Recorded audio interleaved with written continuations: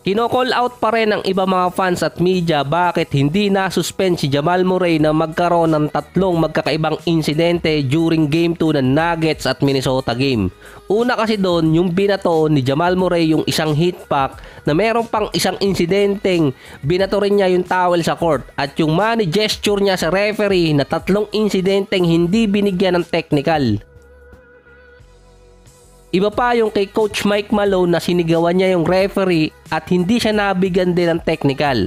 Ang naging reason naman ng referee na si Mark Davis kung bakit walang penalty ibinigay during game kay Jamal Murray dahil hindi naman niya directly nakitang ibinato ni Murray yung hit pack.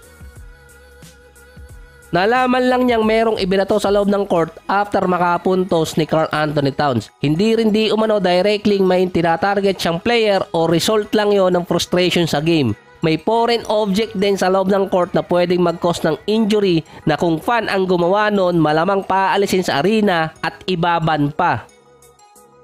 Ang sinabi lang niya sa interview, i-take niya yung responsibility sa mga susunod pa. May hinala pa doon ng ibang media outlet na kinausap muna ni Commissioner Adam Silver si Jamal Murray bago ibinaba yung penalty or parusa. Napagmulta si Jamal Murray ng $100,000 dahil sa nangyari. Hindi naman binanggit doon kung kasama yung dalawang insidente pa, yung money gesture at yung sa towel.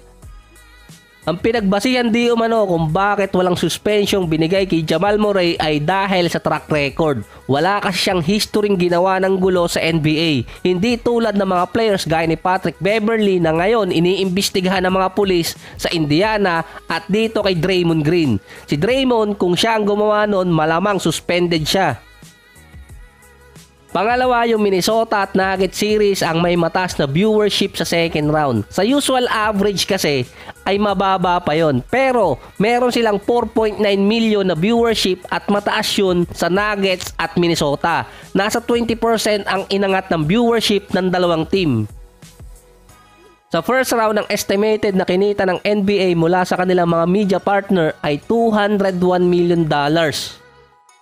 Ang Game 3 ng Minnesota at Nuggets sa May 11, nanganganib pang mga 0-3 ang Denver. Tinatawanan na lang kasi ng mga defender si Jamal Murray nung Game 2. Kasi nga dino-double team siya ni McDaniels at ni Alexander Walker.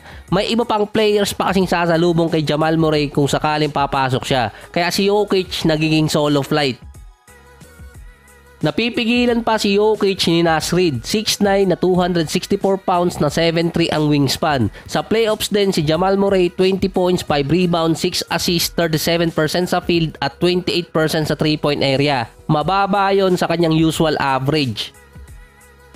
Mas bumaba pa yon sa Minnesota series. 12 points, 7 rebounds, 3 assists, 28% sa field at 25% sa 3-point area. Ginagamitan ng height ng Minnesota sa depensa yung Nuggets lalo na si Jamal Murray.